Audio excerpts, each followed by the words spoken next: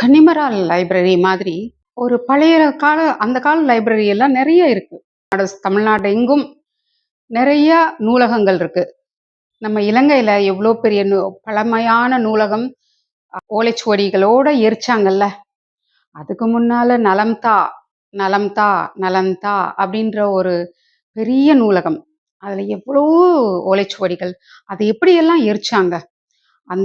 அது கிட்டத்தட்ட 1 மாசம் 2 மாசம் எரிஞ்சுட்டு இருந்தான். அந்த சித்தர்கள்லாம் அவ்ளோ கண்ணீர் விட்டு பார்த்துக்கிட்டே இருந்தாங்களாம்.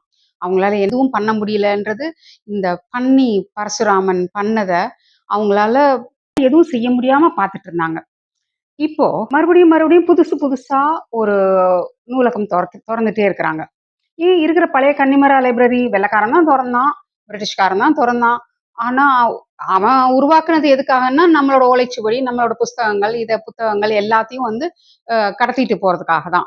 இங்கேருந்து ஸ்மகிள் பண்ணிட்டு எடுத்துட்டு போயிடுவாங்க. அதுக்காக தான் அவங்க எடுத்தது. புதுசா ஒரு அண்ணா லைப்ரரி, இங்க கருணாநிதி லைப்ரரின்னு எல்லா இடத்துலயும் லைப்ரரி.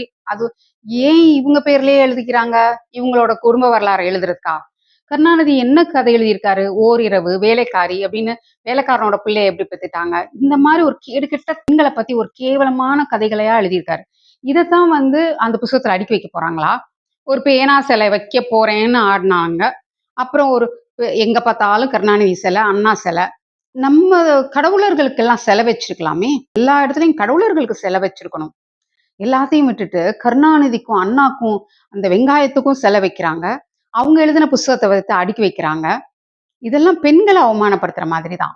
இவங்க என்ன கதை எழுதியிருக்கிறாங்கன்னு இத போற்றி, இத வந்து எழுதி வச்சுட்டு இருக்கிறாங்க. ஒவ்வொரு ஊர்லயும், ஒவ்வொரு இடத்துலயும் இவங்களோட சிலையும் எவ்வளோ செலவு பண்ணியிருப்பாங்க.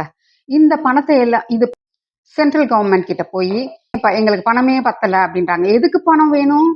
ஏற்கனவே குடுத்த பணத்த வச்சு, இந்த மாதிரி அசிங்கமான கக்கூஸ் கட்டுறேன். கக்கூஸ்க்கெல்லாம் பேரு கருணாநிதி பேர வச்சு, அழகா எல்லா இடத்துலயும் நெறைய ஆக்கப்பூர்வமான வேலைகள்லாம் செஞ்சிருக்கலாமே தமிழ்நாட்டுக்கு.